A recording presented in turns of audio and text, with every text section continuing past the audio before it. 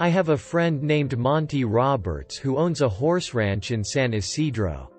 He has let me use his house to put on fundraising events to raise money for youth at risk programs. The last time I was there he introduced me by saying, "I want to tell you why I let Jack use my horse." It all goes back to a story about a young man who was the son of an itinerant horse trainer who would go from stable to stable, racetrack to racetrack, farm to farm and ranch to ranch, training horses. As a result, the boy's high school career was continually interrupted. When he was a senior, he was asked to write a paper about what he wanted to be and do when he grew up. That night he wrote a 7-page paper describing his goal of someday owning a horse ranch. He wrote about his dream in great detail and he even drew a diagram of a 200-acre ranch, showing the location of all the buildings, the stables and the track.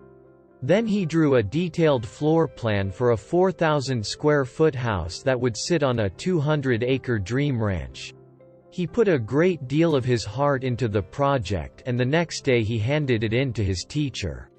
2 days later he received his paper back. On the front page was a large red F with a note that read, "See me after class."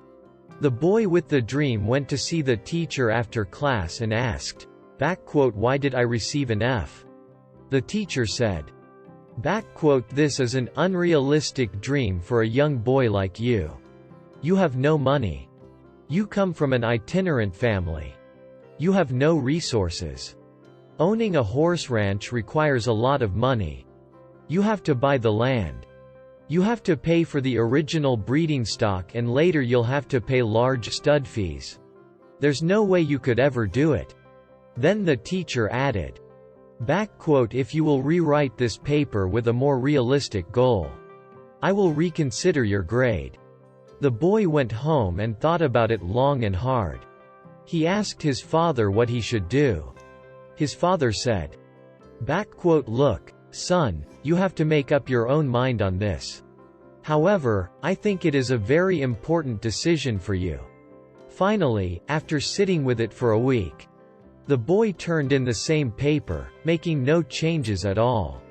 He stated, "You can keep the F and I'll keep my dream." Monty then turned to the assembled group and said, "I tell you this story because you are sitting in my 4,000-square-foot house in the middle of my 200-acre horse ranch. I still have that school paper framed over the fireplace." He added, "The best part of the story is that 2 summers ago that same schoolteacher brought 30 kids to camp out on my ranch for a week. When the teacher was leaving, he said, 'Look, Monty, I can tell you this now. When I was your teacher, I was something of a dream stealer. During those years I stole a lot of kids' dreams. Fortunately you had enough gumption not to give up on yours. Moral: don't let anyone steal your dreams. Follow your heart. No matter what. No dream is too big or too small when one works hard to live it. One should always try making dreams come true no matter what."